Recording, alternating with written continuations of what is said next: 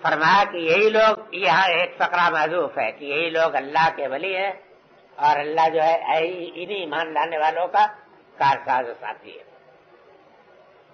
وَدَّتْ طَائِفَةٌ مِّنْ أَهْلِ الْكِتَابِ لَوْ يُضِلُّونَكُمْ وَمَا يُضِلُّونَ إِلَّا أَنفُسَهُمْ وَمَا يَشْعُرُونَ۔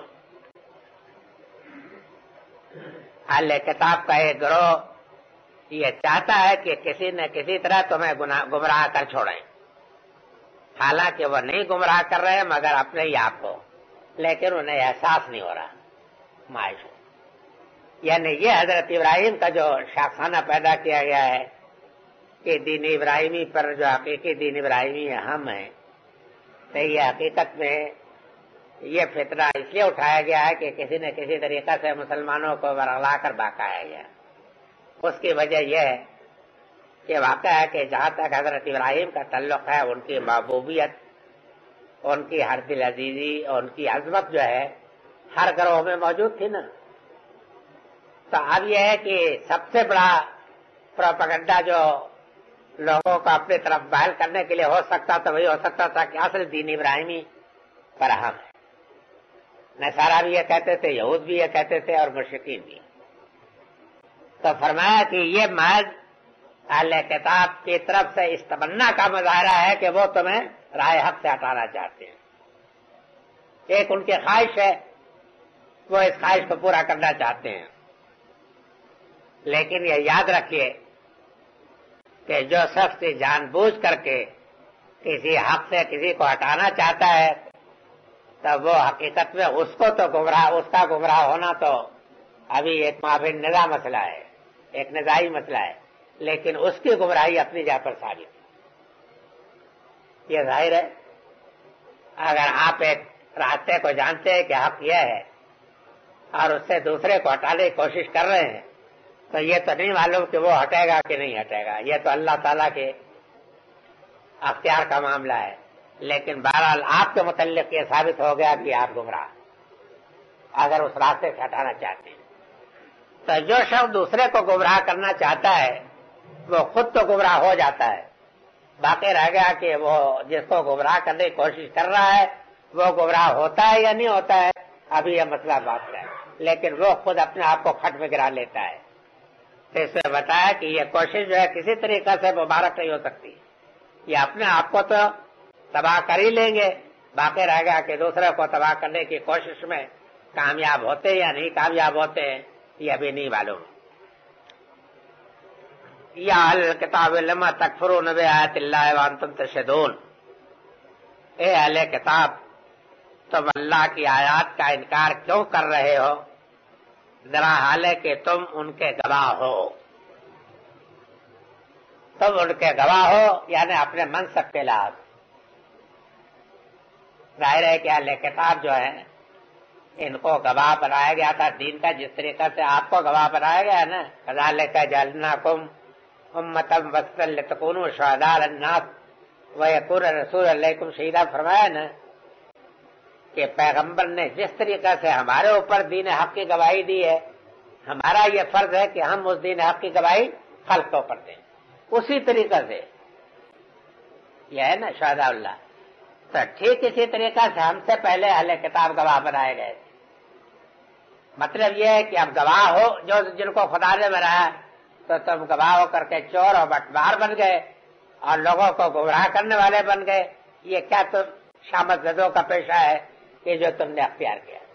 تم کو یاد کرنا چاہیے کہ تم کس منصب کے اوپر قائم کیے گئے تھے۔ تمہارا منصب اصلی یہ تھا کہ تم خلق کو گواہی دو گے کہ اللہ کے رسولوں نے، ابراہیم نے، موسیٰ نے، مسیح نے یہ تعلیم دی، لیکن تمہارا حال یہ ہے کہ تم رہزن اور بٹوار بن کر کے خلق خدا کو گمراہ کرنے کے مشن میں لگے ہوئے ہو۔ یہ مطلب ہے یہ آج ٹھیک ٹھیک ہمارے اوپر بھی منطبق ہوتی ہے، اس لیے کہ ہم تو شہداء اللہ فی الارض ہے۔ اگر ہم لوگوں کو گمراہ کرنے کا پیشہ اختیار کر لیں تو اس کے معنی یہ ہے کہ جن کو اللہ تعالیٰ نے روشنی دیکھنے کے لیے اٹھایا تھا وہی لوگ لوگوں کو بھٹکانے کے لیے کام کر رہے ہیں۔ یا اہل الکتاب لما تلبسون الحق بالباطل وتکتمون الحق وانتم تعلمون، اب یہ اس ٹیکنیک کی طرف اشارہ کیا ہے کہ جو انہوں نے لوگوں کو گمراہ کرنے کے لیے اختیار کیا تھا، وہ یہ ہے کہ حق اور باطل دونوں کو گڑبڑ کیا جائے۔ ظاہر ہے کہ خدا نے جو کتاب دی تھی تو اس لیے دی تھی نا کہ فارق بنایا تھا حق و باطل کے درمیان، کہ حق یہ ہے اور باطل یہ ہے۔ تو اب یہ ہے کہ انہوں نے پھر کوشش یہ کی کہ حق اور باطل دونوں کو گڑبڑ کر دیا جائے۔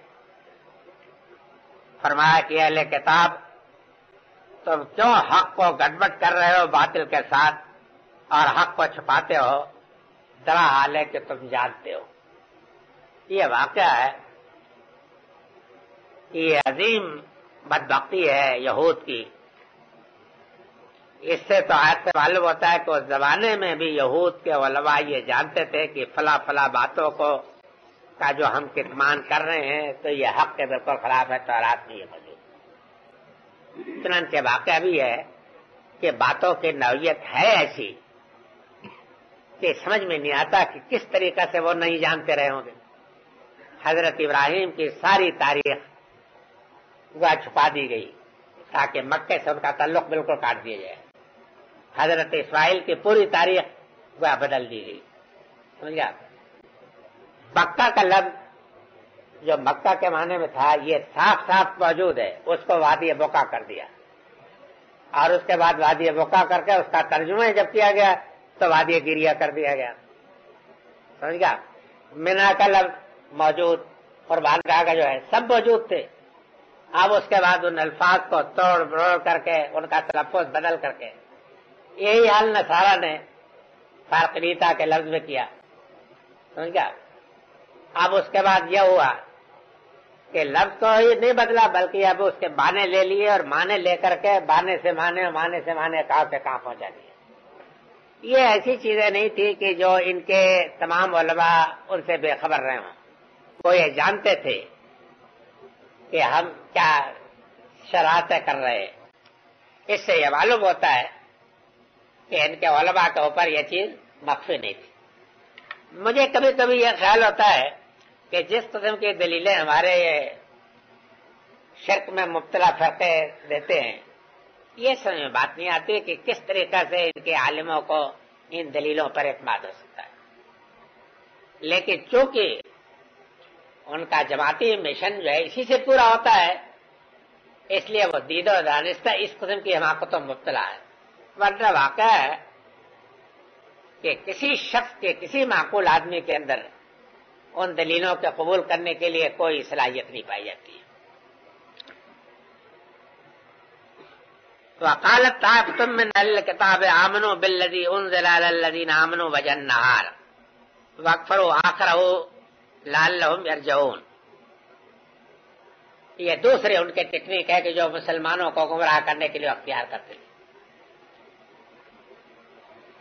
اور وہ کہتے ہیں کہ ایک گروہ نے وقالت طائفة اہل کتاب کے گروہ نے، مگر معلوم ہوا کہ اللہ قرآن مجید جو ہے جرائم کے بیان کرنے میں بھی بڑے انصاف سے کام لیتا ہے۔ معلوم ہوتا ہے کہ ان کے بڑے ہی کسی خبیث گروہ کی سازش ہے، مگر ایک گروہ کی سب پر نہیں اڑا دیا ہے، کہ انہوں نے اہل کتاب میں سے ایک گروہ کا طریقہ وتیرہ یہ ہے کہ وہ کہتے ہیں کہ صبح کو اپنے ایمان کا اظہار کیا کرو جو کہ اتاری گئی ہے ان مسلمانوں پر، یعنی اس قرآن پر، کہ بھائی ٹھیک ہے ہمیں تو قرآن کی بات بہت اچھی معلوم ہوتی ہے۔ صبح کو یہ کیا کرو، وقفرو آخرو، اور شام کو کہہ دیا کرو بھائی ہاں ہے تو صحیح، بات اچھی معلوم ہوتی ہے، لیکن یہ کہ اسی کے ساتھ ساتھ اس میں اور دوسری باتیں ایسی ہیں کہ جس کی وجہ سے دل نہیں۔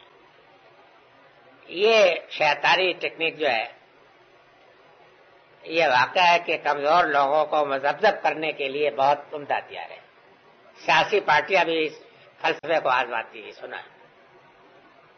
لوگوں کو بدگمان کرنے کے لیے کسی چیز میں داخل ہوئے اور اس کے بعد چھوڑ دے تو اس میں ہوتا یہ نفسیاتی اثر یہ پڑتا ہے کہ بھائی ہے تو کچھ بات ایسی کہ آخر ایک عقل مند آدمی اس چیز کو اختیار کر کے کیوں چھوڑ دیتا ہے، ہوتا ہے نہیں، ہے نفسیاتی حربہ ہے۔ تو نفسیاتی حربہ استعمال کرنے کے لیے خبیثانہ ترکیب آتی ہے کہ صبح کو کہو کیا بننا باللہ، اور شام کو کہہ دو کہ نہ بابا معاف کرو، تمہارے اندر تو بڑی خرابیاں ہیں، اس لیے ہم اس کو قبول کرنے کے لیے تیار نہیں۔ تو اس طریقے سے دوسروں کے قدم وہی یذلونکم، یعنی اذلال کا جو مشن ہے اس کو پورا کرنے کے لیے وہ یہ طریقہ اختیار کرتے ہیں۔ تو فرمایا کہ شہداء اللہ فی الارض ہو کر کے تم نے یہ کون سا وتیرہ ہے کہ جو اپنے لیے پسند کیا ہے؟ وقالت طائفۃ من اہل الکتاب آمنوا بالذی انزل علی الذین آمنوا، یعنی ان مسلمانوں پر جو اتارا گیا ہے قرآن، وجہ نار دن کے ابتدائی حصے میں وکفروا آخرہ، اور دن کے آخری حصے میں یہ کہہ دیا کرو لعلہم یرجعون، تاکہ وہ بھی پلٹ جائیں، وہ بھی اپنے دین سے برگشتہ ہو جائیں۔ ولا تؤمنوا الا لمن تبع دینکم قل ان الہدی ھدی اللہ ان یؤتی احد مثل ما اوتیتم او یحاجوکم عند ربکم قل ان الفضل بید اللہ یؤتیہ من یشاء واللہ واسع علیم۔ اور بات نہ مانیو مگر انہی کی جو تمہارے دین کو پیرو ہیں، یعنی مطلب یہ ہے کہ ان کے سامنے اظہار تو کرو لیکن بات مانو اپنی لیڈروں کی۔ تمہارا مقصد صرف اضلال ہے، دھوکہ دینے کے لیے یہ بات کہنا ہے، ماننا اپنی بات۔ قل ان الہدی ھدی اللہ، ان نادانوں کو بتاؤ کہ بھائی ہدایت تو اللہ کی ہدایت جو ہے اصل چیز ہے، ان کی بات اور ان کی بات کا کیا سوال ہے؟ سمجھ گیا؟ بات تو خدا کی ہے، تو اصل ہدایت تو خدا کی ہدایت ہے، تو خدا کی ہدایت کو چھوڑ کر کے کوئی دوسرا راستہ اختیار کرنا، سمجھ گیا؟ یہ تو شامل زدہ ہے، اور یہ تعصب کیا کہ اپنے ہی لوگوں کی بات ماننا، باقی کسی دوسرے کی بات ہمیں ماننا نہیں۔ بات تو اپنی صلاحیتوں پر مانی جاتی ہے نا، یعنی بات ماننے کے لیے آپ کو معلوم ہونا چاہیے کہ کسوٹی عقل ہے، آپ سنتے ہیں، بات کے منطق کو سمجھتے ہیں، اس کی دلیل کو پرکھتے ہیں، اگر وہ بات معقول معلوم ہوتی ہے تو مانتے ہیں، چاہے آپ کے باپ نے کہی ہو چاہے آپ کے دشمن نے کہی ہو۔ اصل میں کسوٹی یہ ہے، واحد کسوٹی یہی ہے، اور کوئی کسوٹی نہیں ہے بات کے لیے۔ لیکن یہ کہ ہمیں تو بہرحال اپنے فرقے کی بات ماننی ہے، سمجھ گیا؟ تو اگر اپنے فرقے کی بات ماننی ہے تب تو اس کے معنی ہے کہ اگر اللہ کی بات بھی ہے، اللہ کی ہدایت ھدی اللہ بھی موجود ہے، تو آپ اس کو بھی نظر انداز کر کے اپنے فرقے کے مانیں گے۔ اس زمانے میں یہی ہو رہا ہے، سمجھ گیا؟ آپ کے اوپر ذمہ داری تو اتباع اللہ اور رسول کی ہے نا، کتاب اللہ اور سنت رسول کی ہے نا، حنفیت کی تو نہیں ہے، شافعیت کی نہیں ہے، اہل حدیثیت کی نہیں ہے، دیوبندیت کی نہیں ہے، بریلویت کی کوئی ذمہ داری تو نہیں، خود اللہ کی ذمہ داری ہے نا۔ لیکن ہوتا یہی ہے کہ عقل کو بھی بالا طاق رکھ دیتے ہیں اور خود اللہ کو بھی۔ یہ آپ کو معلوم ہونا چاہیے کہ خود اللہ کے ساتھ اگر کسی چیز کا ذکر جائز ہو سکتا ہے تو عقل کا، اس لیے کہ عقل اللہ کے بخشی ہوتی ہے، اور یہ بے شمار معاملات میں حقیقت میں وہ خود اللہ ہی کا کام دیتی ہے۔ لیکن خود اللہ کی موجودگی میں تو پھر کسی چیز کو بھی ماننے کی گنجائش نہیں ہوتی۔ تو جب اللہ اور رسول کی بات موجود ہے تو پھر یہ ہے کہ اس کے ہوتے ہوئے اگر آپ یہ کہیں کہ ہمیں تو بہرحال اپنے فرقے کی بات ماننی ہے، تو اس کے معنی ہے کہ آپ خود اللہ کو بالا طاق رکھ کر کے اپنے فرقہ پرستی مبتلا